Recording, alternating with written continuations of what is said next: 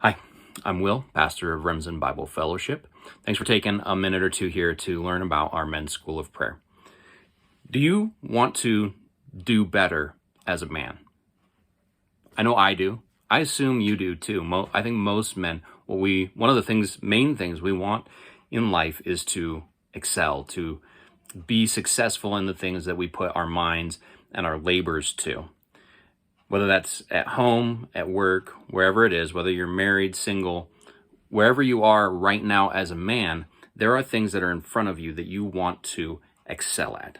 And where that starts, fundamentally, at the most important, at the deepest level, is knowing where you stand with God and relating rightly to Him. None of the rest of that stuff is going to matter 10,000 years from now. You've got to start with the most important relationship, and that is where you stand with God.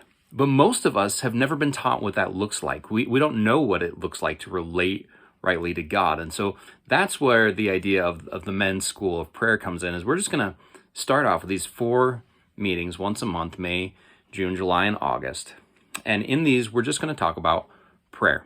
And it's going to be very simple. We're going to start with the prayer that the Lord Jesus himself taught his disciples. The disciples, the 12 men who hung out with Jesus for 3 years, they came to him at one point and they said, "Lord, would you teach us to pray?" And that's when he gave us the Lord's Prayer, or sometimes it's called the Our Father. And you may have learned that in church at some point in your life. You may have it memorized.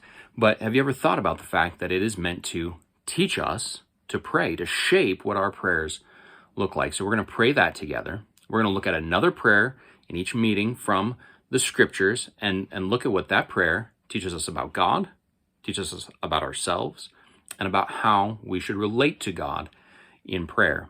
And then we'll have a short time towards the end, the whole meeting, 1 hour. We're going to keep it tight. Start on time, end on time, 1 hour.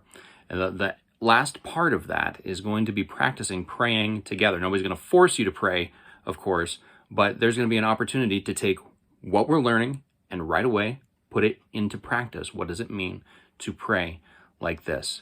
So my encouragement to you, if you want to grow as a man, is to join us. Enter the school of prayer as we learn to relate to God together. Thanks.